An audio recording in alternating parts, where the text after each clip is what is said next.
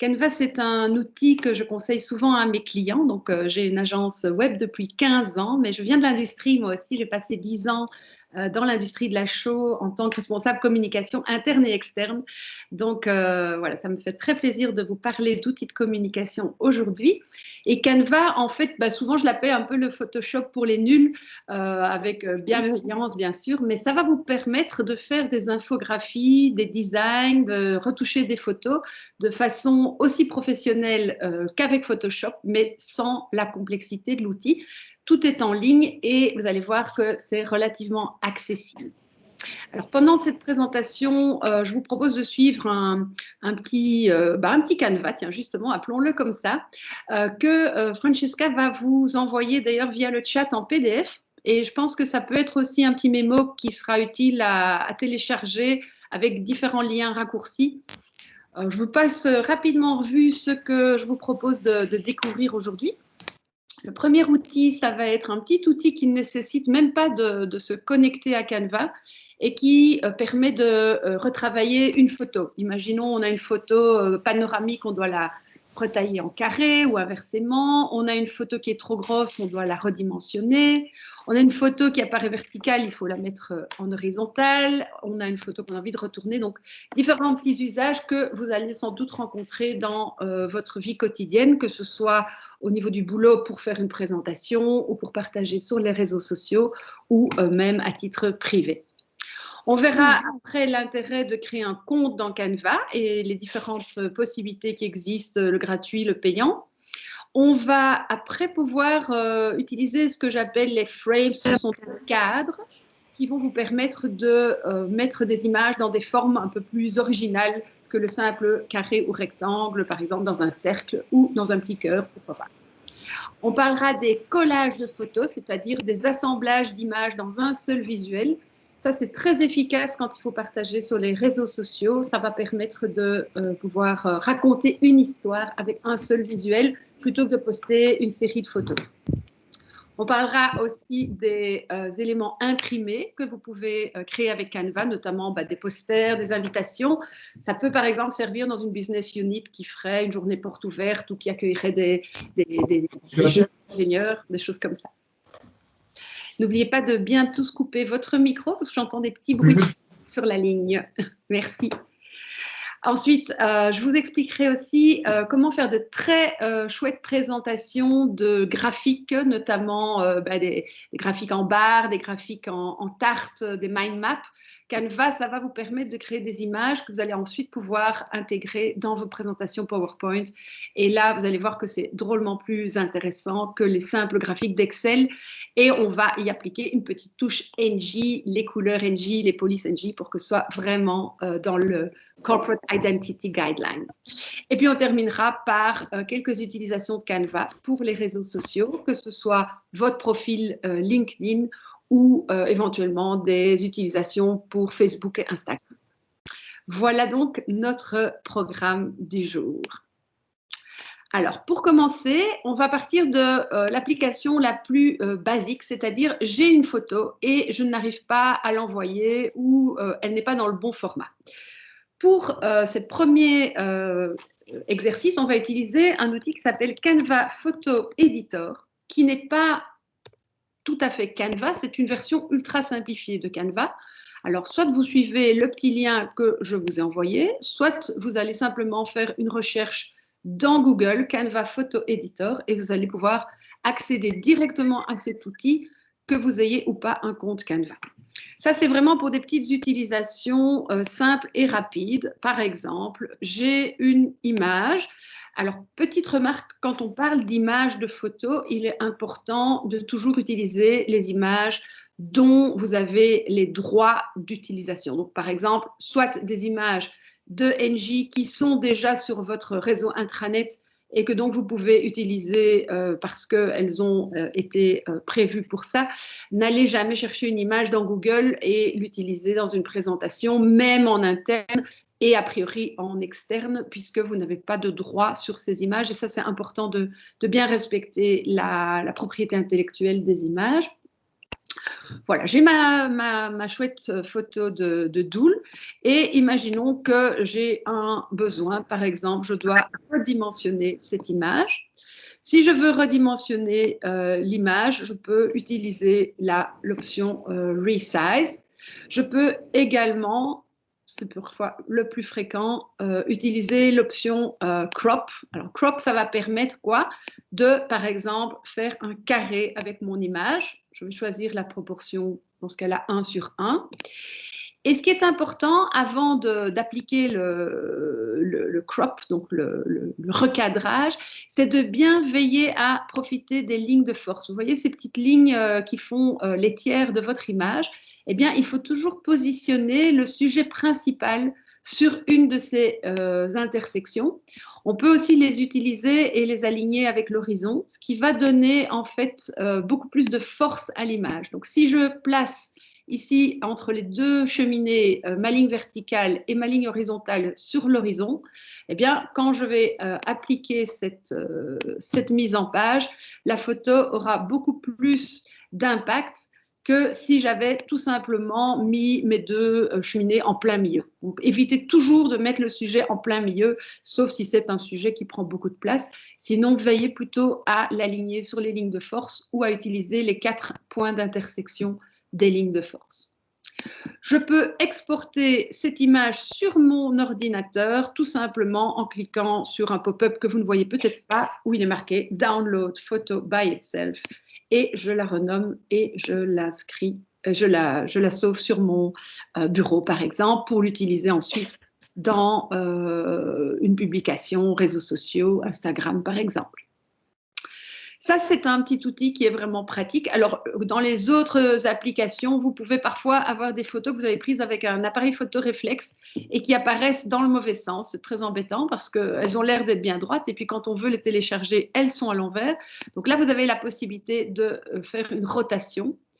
Et on peut également imaginer d'avoir besoin de retourner l'image. Alors, évidemment, ce n'est plus la vraie image puisqu'elle a été retournée, mais ça peut être intéressant si vous devez utiliser la zone à droite pour écrire du texte, par exemple, et que ça ne vous arrange pas que justement la partie de droite soit occupée par le sujet principal. Eh bien, de temps en temps, un petit coup de triche, où vous voulez qu'un personnage regarde plutôt vers le texte et non pas à l'extérieur de votre photo. Vous pouvez toujours jouer sur le flip et retourner votre image. Voilà, verticale, évidemment, ça aura un peu moins de sens, à moins de vouloir faire des choses artistiques. Et de nouveau, vous pouvez toujours télécharger l'image à l'aide de la petite flèche qui se trouve en haut à droite. Voilà pour notre premier Canva type. Canva Photo Editor, qui donc est un outil qui peut s'utiliser sans avoir nécessairement créé de compte Canva. Donc vraiment très pratique. Dès que vous avez un petit besoin par rapport à une image, pas besoin d'ouvrir Paint ou des outils comme ça qui vont assez fort détériorer la qualité de vos images. Vous ouvrez Canva Photo Editor, vous faites votre petite manipulation, vous retéléchargez l'image et vous avez l'image qu'il vous faut pour une application. On va maintenant passer à Canva, le vrai outil, celui que je vais vous présenter pendant tout le reste de cette présentation. Alors, ce qui est nécessaire pour utiliser Canva, c'est de se créer un compte. Donc, vous avez ici la possibilité de vous connecter. Alors, le lien, c'est canva.com. Et puis là, il va vous proposer de vous inscrire, donc de passer à l'option Sign Up et dans le cas où vous êtes déjà inscrit, vous allez pouvoir vous connecter. Petit conseil, évitez toujours de vous inscrire avec Google, Facebook ou Apple. Utilisez toujours la connexion avec un email et un mot de passe que vous notez soigneusement. Ça évite de ne pas plus pouvoir vous connecter si quelqu'un d'autre a utilisé Facebook sur votre ordinateur et vous ne savez plus avec quel compte vous devez vous connecter. Donc le bon login, email et mot de passe, c'est toujours une recommandation. Si Canva se trouvait être en anglais par défaut, sachez qu'il y a toutes les possibilités de changer les langues dans les propriétés du compte. Vous cliquez ici en haut à droite sur vos initiales et dans paramètres du compte, vous pouvez modifier la langue d'utilisation de Canva. On va faire en français vu qu'aujourd'hui, on est avec un groupe de francophones a priori. Et voilà, et puis tout à l'heure, je passerai sur le néerlandais pour vos collègues néerlandophones. petit exercice pour se mettre en jambe avec Canva, eh bien, on va repartir de notre idée, tiens, il faut que je fasse une image en carré. Et il peut arriver, ça c'est déjà vu quand on doit mettre par exemple une photo sur un réseau social, qu'il faille une image carrée. Et malheureusement, on n'a qu'une image horizontale. Alors, comment mettre une image dans un carré? On va prendre un petit exemple ici. Je vous propose de créer un carré, donc créer un design avec les dimensions personnalisées. En général, pour le web, les réseaux sociaux, les présentations PowerPoint, on va être dans 600 par 600, 800 par 800, jamais plus. Par contre, pour faire de l'impression papier, là, on va probablement avoir des tailles plus importantes. Alors, ce qui peut arriver parfois, c'est que vous vous retrouvez devant la problématique que vous devez recadrer en carré. Moi, j'ai souvent ça, un logo. Et le logo, bah, si on le recoupe, ça ne ressemble plus à un logo. Donc, je vais prendre un petit exemple ici. Je vais importer un logo NJ dans mes importations. Donc, je clique sur Importer des médias. Et je vais aller chercher un logo sur mon appareil dans mon bureau et j'ai un logo qui est un petit peu trop horizontal et qui donc ne me permet pas de faire un carré. Si vous avez une page Facebook, je suis sûre que c'est quelque chose qui peut-être vous est déjà arrivé. Alors, je vais afficher mon petit logo. Je vais aller le chercher. Moi, je l'ai déjà importé, donc ça va être plus facile.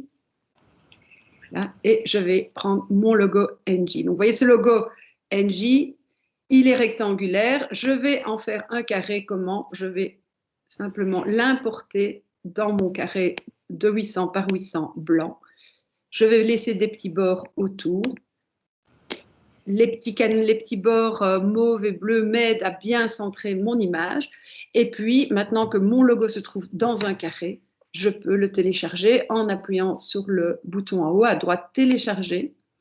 Et pour un logo, on va toujours choisir le format PNG, qui est un format bien adapté pour ce type d'image, qui permet éventuellement la transparence et qui va surtout être léger et avec une bonne définition.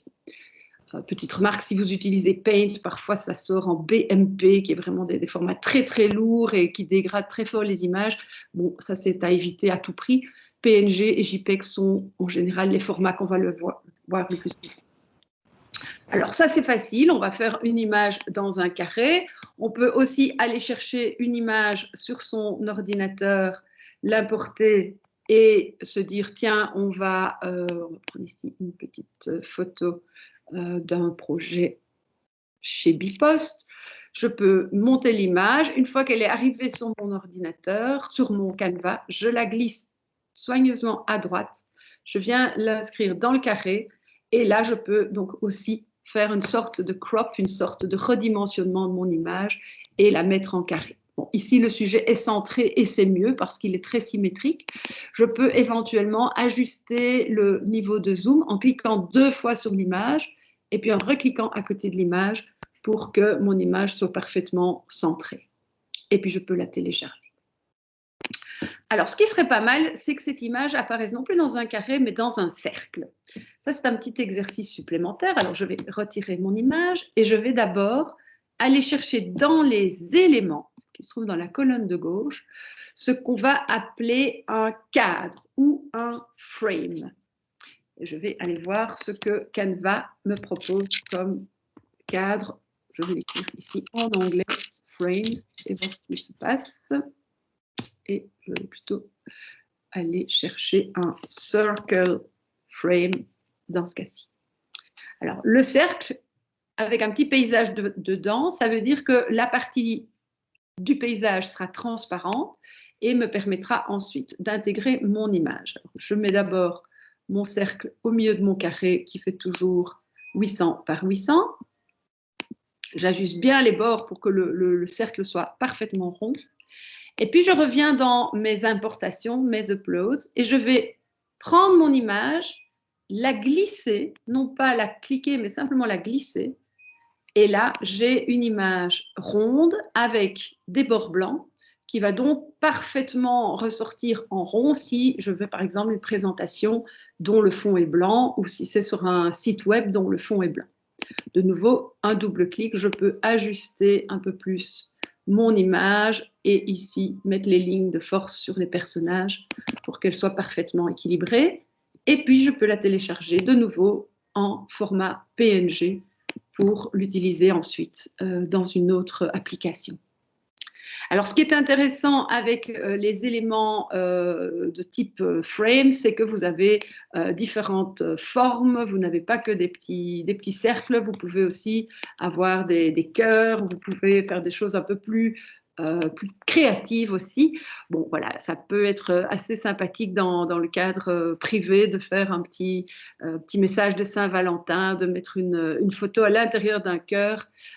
C'est donc aussi pour ça que Canva est assez sympathique, c'est que c'est non seulement un outil à usage professionnel, mais également un outil qui peut servir pour des utilisations de type privé.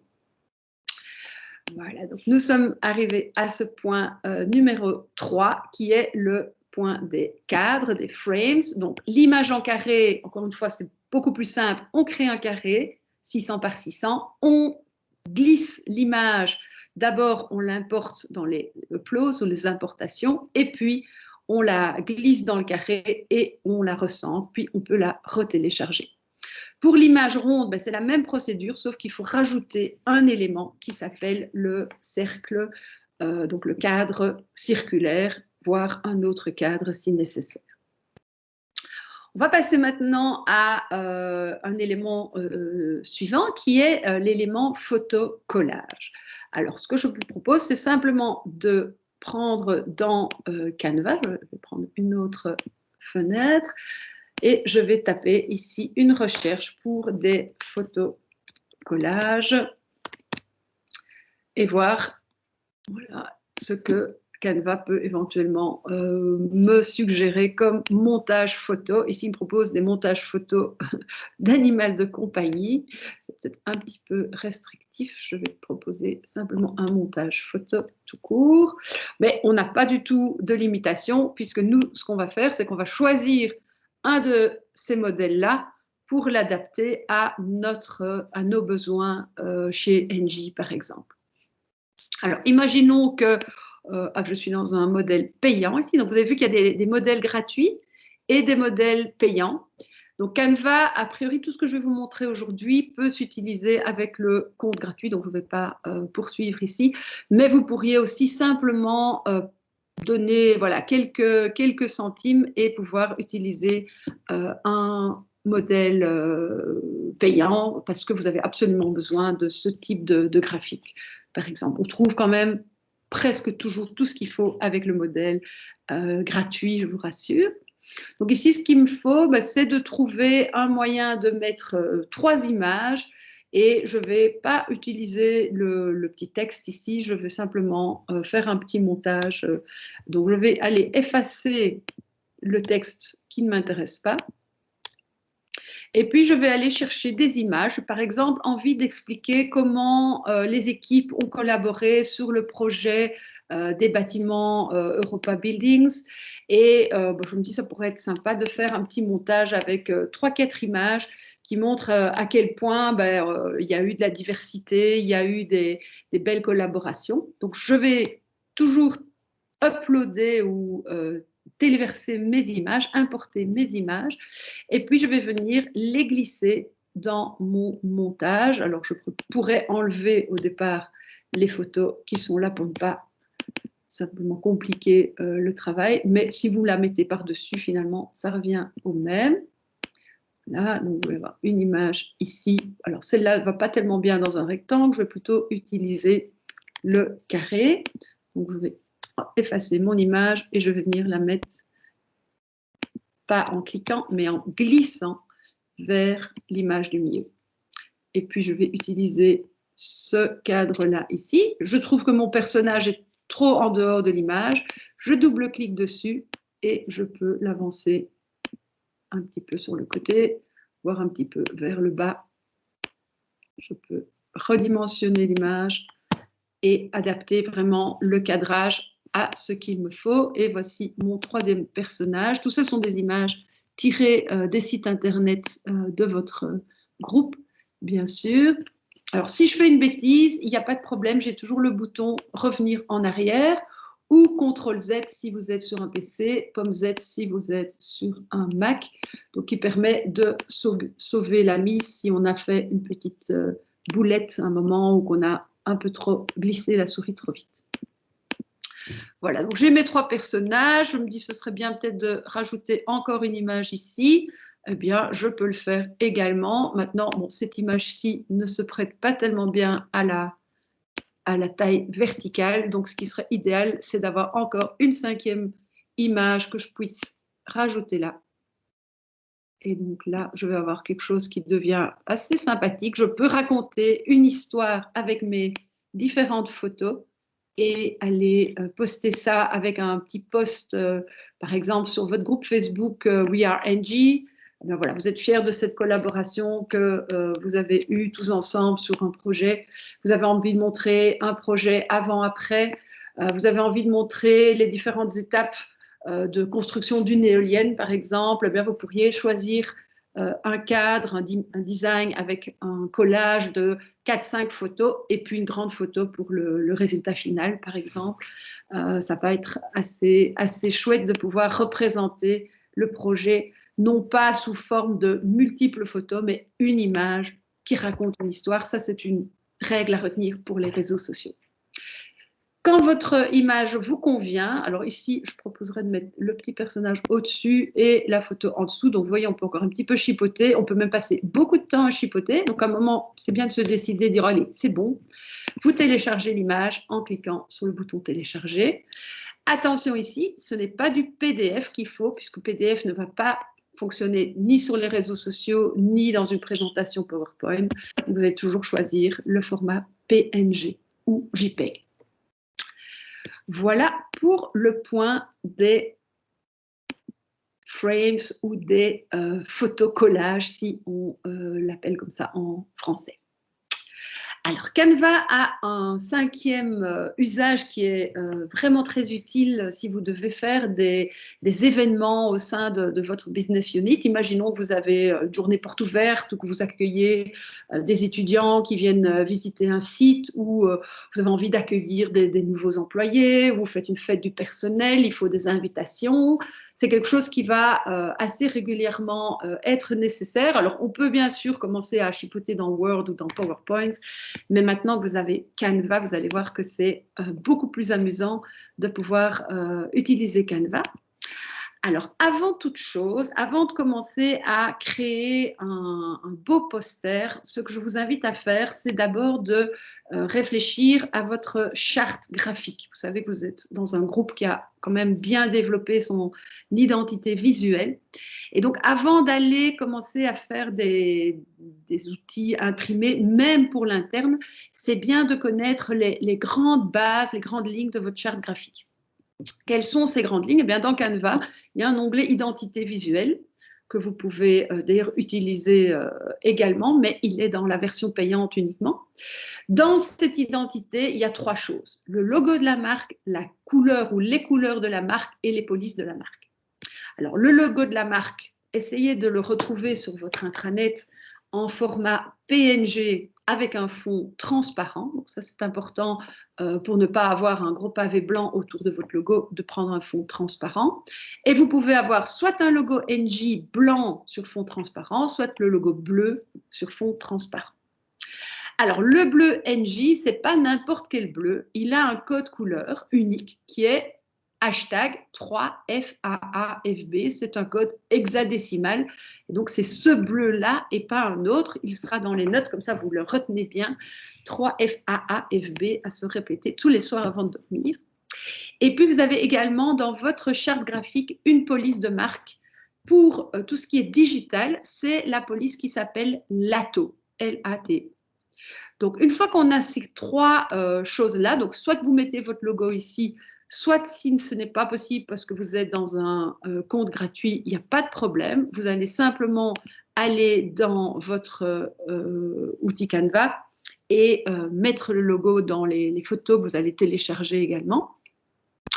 Et maintenant, on va commencer avec un modèle et on va essayer de trouver une chouette affiche pour annoncer, par exemple, le recrutement de nouveaux collaborateurs. Ouais, par exemple. Alors, on va aller voir un petit peu les différents modèles d'affiches. Voilà, il y a des chouettes affiches pour éventuellement un after work, pour différentes choses un peu plus techniques. On va prendre une affiche simple avec une image d'un côté et une partie texte. Et vous allez voir comment on va très facilement pouvoir transformer cette affiche pour lui donner un look NG et faire passer le message qu'on souhaite. Donc ici, on imagine que on a besoin de recruter des étudiants pour des jobs de vacances. Donc, c'est la responsabilité de la business unit et pas des ressources humaines globales. Sinon, bien entendu, il y a vos guidelines internes dans lesquels je ne veux pas m'immiscer. Et donc, ici, ce qu'on veut, ben voilà, ce sont des jeunes qui pourraient venir aider peut-être en maintenance ou dans d'autres secteurs. Et donc, je vais directement mettre une image qui donne envie de venir travailler chez vous, ou ça pourrait être aussi voilà, l'image de cette charmante dame qui, elle a plutôt un profil déjà de professionnel. Je prends l'image qui va bien avec mon sujet et puis je vais commencer à personnaliser le graphisme. Alors, la première chose, c'est que le fond vert n'est pas tout à fait en ligne avec notre bleu NJ. Comme j'ai intégré le bleu dans ma charte, je peux immédiatement appliquer le bleu NJ. Vous avez tout de suite remarqué que sur du bleu, il n'y a pas beaucoup de couleurs qui vont. Moi, ma recommandation, c'est toujours d'utiliser des polices de couleur blanche quand vous êtes sur un fond de couleur, surtout si c'est un fond foncé. Donc, le blanc, eh bien, on va Alors, on n'a pas la conversation, quoi, c'est chiant. Ainsi afficher la conversation. On vous entend, monsieur. Oh, pardon. Alors, je vais donc passer toutes les polices en blanc pour qu'elles se détachent bien sur le fond bleu. Si le fond était clair, on aurait pu mettre du gris. Mais évitez donc d'avoir plus qu'une couleur par document. Sinon, vous allez tout de suite avoir quelque chose qui ressemble au carnaval de Binche et pas trop à la charte graphique NJ. Donc, le plus simple, c'est le mieux. Et d'ailleurs, un bon slogan, c'est KISS. Keep it simple and stupid. C'est toujours comme ça que vous aurez les meilleurs résultats. Alors, je vous ai parlé tout à l'heure des polices de caractère. Donc, la police officielle de NJ au niveau digital, c'est pas Laura, c'est Lato. Donc, on va parcourir les différents éléments de texte qui sont dans notre document et on va systématiquement utiliser Lato. Le fait d'avoir une seule police, ça ne va pas vous restreindre en créativité. Vous pouvez utiliser la police en petit, en grand, en majuscule, en gras. Donc, ne vous inquiétez pas. Ce n'est pas parce qu'on a une seule police qu'on ne peut pas être créatif. Par contre, c'est beaucoup plus reposant pour le regard de ceux qui lisent et ça donne tout de suite un effet beaucoup plus professionnel que ce qu'on peut faire avec plein de polices de couleurs différentes. Évitez les italiques qui sont plus difficiles à lire, notamment à l'écran. Et on va évidemment personnaliser notre texte en cliquant dessus. Et imaginons que c'est NG Solutions qui recrute. On peut également zoomer pour aller modifier le texte ici. Et on va utiliser le website que vous connaissez peut-être tous, jobs.ng.com. Voilà. Alors, on va revenir à l'écran de base. Qu'est-ce qui serait encore bien pour donner un petit côté pro à ce document, ou en tout cas un petit look officiel? Eh bien, ce serait de lui rajouter un logo. On va donc aller soit trouver dans notre charte les logos, mais si on est dans la version gratuite, on va simplement importer un logo au format PNG, un logo blanc sur un fond transparent. Ici, on a un logo bleu sur un fond transparent. Obviously, ça ne va pas marcher. Et là, on a un logo bleu sur un fond blanc. Ce serait très, très moche, évidemment, d'avoir le logo dans un gros pavé comme ceci, à éviter absolument. Donc, le blanc sur fond transparent, lui, fera parfaitement le job. Donc là, bien veiller à avoir accès à votre charte graphique dans sa dernière version et à respecter toutes les guidelines de votre charte graphique. C'est important parce que sinon, moi qui ai été responsable de la corporate communication, je vous avoue que j'avais parfois les cheveux qui s'arrachaient quand je voyais les créations. Donc c'est important et je pense que de toute façon, on a tous à bénéficier de bien utiliser la charte graphique de l'entreprise. Ça renforce l'image de l'entreprise et ça crédibilise ce que vous faites. Voilà, donc ici, on a pu assez facilement se créer un chouette petit poster pour annoncer le recrutement avec éventuellement quelques coordonnées. Le moins de texte possible, soyez très très succinct, vraiment les mots-clés et puis éventuellement un lien, un email pour pouvoir aller plus loin. Mais le but, c'est que ça se lise de loin et pas qu'on mette toute l'info. C'est un poster, ce n'est pas un document Word ou un rapport. Une fois que le document est terminé, on peut de nouveau le télécharger. Alors dans ce cas-ci, il sera plus intéressant de choisir le format PDF pour impression, donc un PDF en haute définition, puisque c'est le format qui va le mieux rendre en qualité d'impression. Voilà pour nos différents fichiers, nos différents documents imprimés. Si vous allez voir dans les modèles de Canva, vous allez voir qu'il y a des faire-part, des invitations d'anniversaire pour vos enfants, la possibilité de créer un chouette CV. Ça peut être intéressant si vous avez des jeunes qui commencent à postuler dans votre famille, par exemple, proposer à vos jeunes de faire un CV plutôt sur un format un petit peu sympa et pas un bête Word. Il y a des choses vraiment, vraiment très, très bien dans Canva et ça peut faire une différence sur le bureau d'un recruteur. Il y a également dans les modèles des modèles de rapport. Par exemple, si vous faites justement un rapport sur un projet, n'hésitez pas à aller voir les différents types de rapports. Parce que même pour faire une chouette couverture de rapport, ça peut faire aussi la différence quand on rend son rapport. Donc voilà, allez faire des petites recherches dans les différents modèles qui existent et vous allez voir qu'au niveau impression, c'est important. Mais donc, petit rappel important, à chaque fois que vous créez un document imprimé, veillez à utiliser le bon logo de NJ au format PNG, le logo officiel qui est chez vous en interne. N'allez pas faire une petite recherche Google et prendre n'importe quel logo NJ. Il y en a beaucoup qui traînent et qui ne sont pas conformes à la charte. Le NJ Blue et la police LATO pour tous vos documents électroniques. Alors, il y a d'autres polices pour le web et pour les brochures, donc faites bien attention en fonction de votre utilisation. Un sixième outil qui est drôlement intéressant sur Canva, c'est la possibilité de créer des graphiques pour vos présentations. Alors, pour accéder facilement à l'outil, j'utilise l'adresse raccourcie canva.com/graphs en anglais, ce qui me donne accès à tout un outil de création de graphiques. On va peut-être commencer simplement par un graphe typique que je dois présenter les chiffres des 6 premiers mois, que ce soit une production d'électricité ou un rapport financier.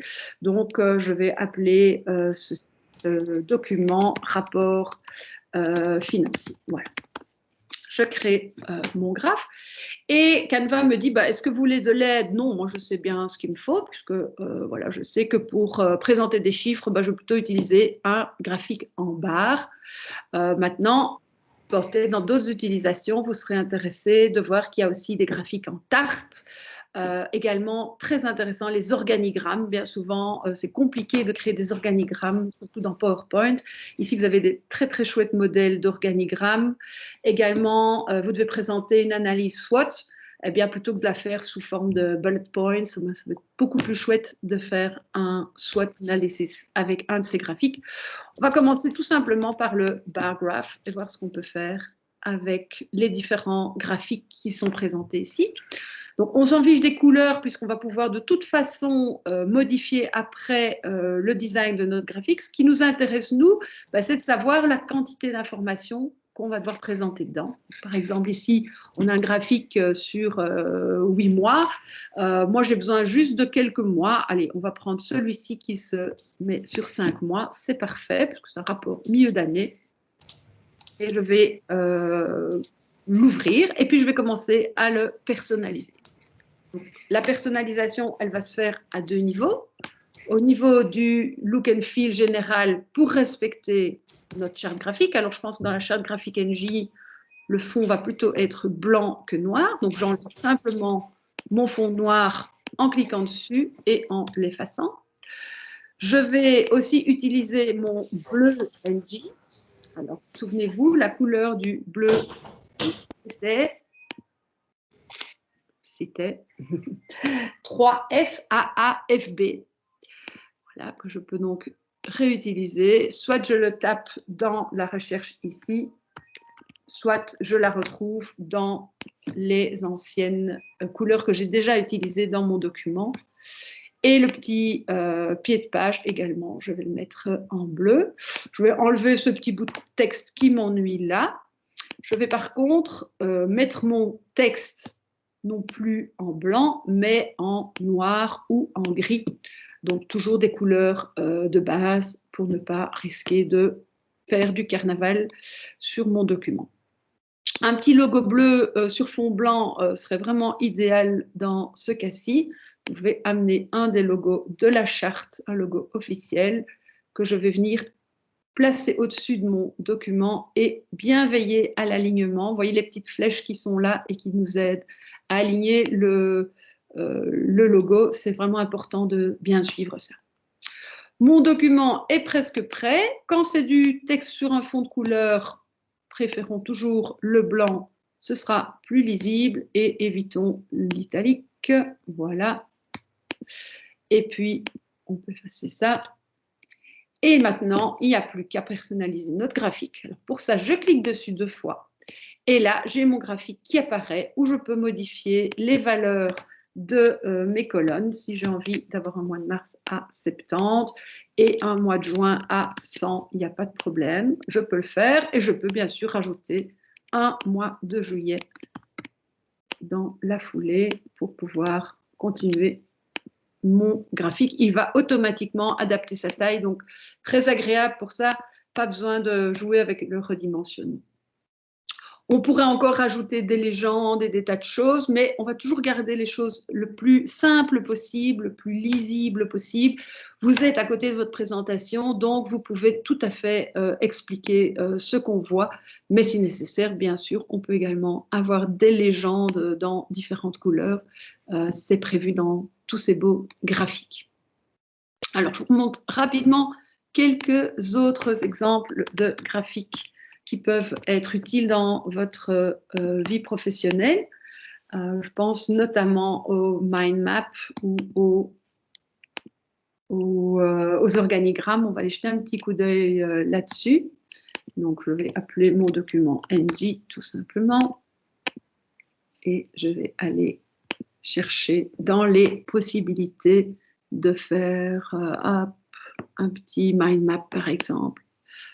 Ce qui peut être intéressant pour présenter de façon originale des idées plutôt que de devoir toujours faire des bullet points. Eh bien, pourquoi ne pas présenter, par exemple, Canva avec différentes petites bulles et puis des sous-bulles éventuellement.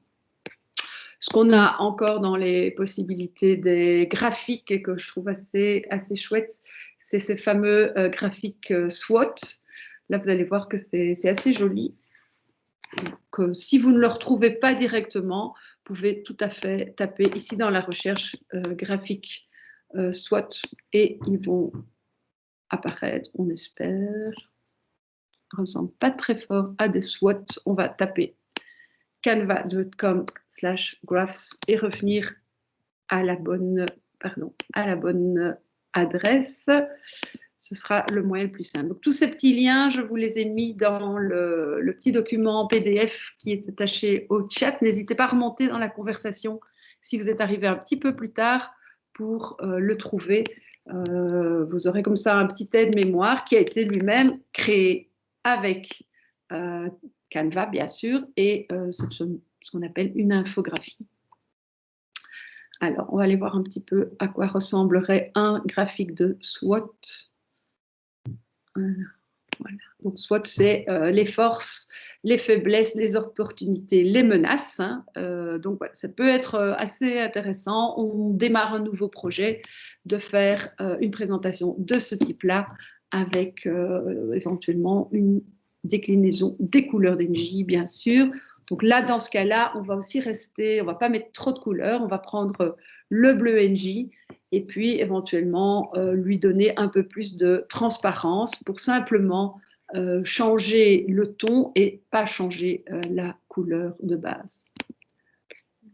Donc, important de bien respecter les chartes graphiques. Donc, vous pouvez jouer sur la transparence, par exemple 85. Ensuite, on va prendre le même bleu, mais avec une transparence un petit peu plus grande.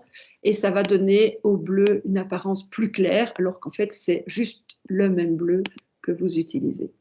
Faites attention de ne pas aller trop dans le clair pour que ça reste toujours bien lisible, évidemment.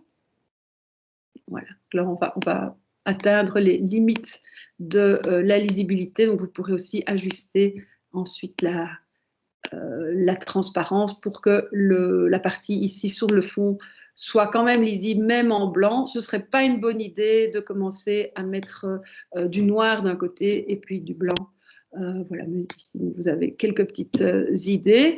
Une fois qu'on est dans ce type de graphique, ajouter encore des images, ça va quand même fort alourdir. Donc moi, je vous conseille, c'est de soit de partir sur un graphique de type image, avec dans le Canva déjà, on va ajouter celui-là comme une nouvelle page, dans le Canva déjà une image. Je pourrais très bien imaginer qu'ici, on parle d'un projet avec des éoliennes et je viens mettre mon image ici derrière, je change le titre et là, j'ai mon SWOT aussi. Alors, le jaune, de nouveau, pas terrible, hein, cette couleur-là.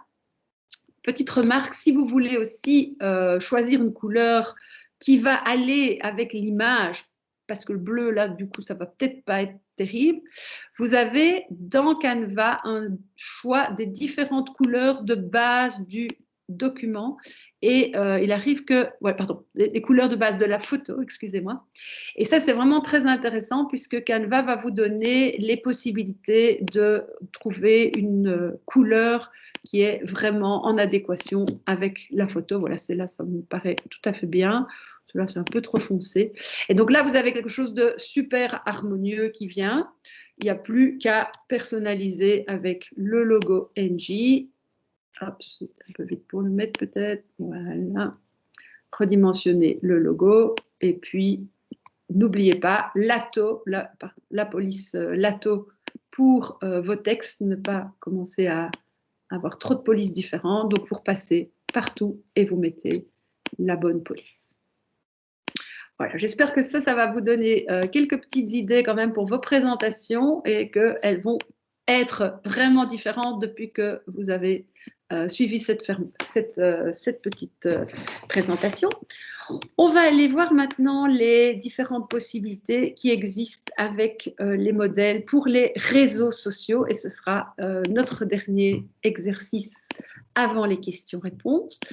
Je vais refermer quelques fenêtres. Vous voyez qu'à chaque fois, Canva va vous ouvrir une nouvelle fenêtre. Donc, à un moment, vous serez content de dire « Ouf, un petit peu rediminuer la dose ».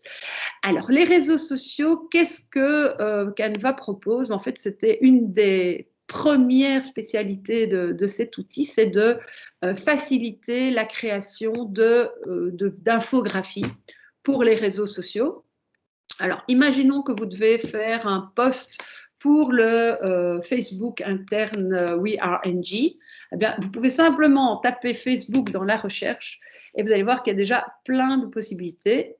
A priori, ici, ce qui vous intéresse, c'est de faire une publication sur le groupe. ce qui est bon avec Canva, c'est qu'il va automatiquement aller chercher les formats idéaux pour chaque réseau. Donc, si c'est Instagram, il vous fera un carré, mais si c'est une story Instagram, il va essayer de vous trouver un autre design. Voilà, on retrouve d'ailleurs des patchwork d'images. Et là, on va pouvoir, par exemple, choisir une chouette infographie. Ce que je vous propose, c'est de voir, tiens, qu'est-ce que je pourrais mettre comme bandeau pour mon profil LinkedIn. J'imagine que vous êtes pour la plupart présents sur LinkedIn. Et si vous avez mis à jour votre profil récemment, vous avez vu qu'il y a non seulement la photo, votre photo, mais derrière votre photo, il y a une espèce de bandeau, une bannière. Alors, cette bannière, elle peut soit être imposée par votre business unit, et là, il y a des guidelines à suivre, soit elle est complètement libre, vous mettez une photo qui vous plaît parce que c'était vos dernières vacances ou un paysage qui vous inspire. Vous pouvez également créer une bannière qui serait en lien avec votre travail. Je ne suis pas tellement en faveur des bannières avec du texte, mais on peut le faire. Moi, je proposerais par exemple de prendre ici, voilà, je suis en home working et je vais un petit peu jouer sur le côté home working, mais je suis toujours très dédiée à mon boulot. Et donc, je vais montrer mon bureau. Et puis, dans le petit ordinateur, je vais personnaliser avec, par exemple, pourquoi pas la photo du site web de Engie. Allez, allons-y. Donc, je prends une saisie d'écran du site web que j'ai préparé un petit peu à l'avance et je viens la glisser là dans le petit ordinateur en essayant d'être pile poil au niveau des proportions pour que vraiment ça fasse illusion d'être une vraie photo.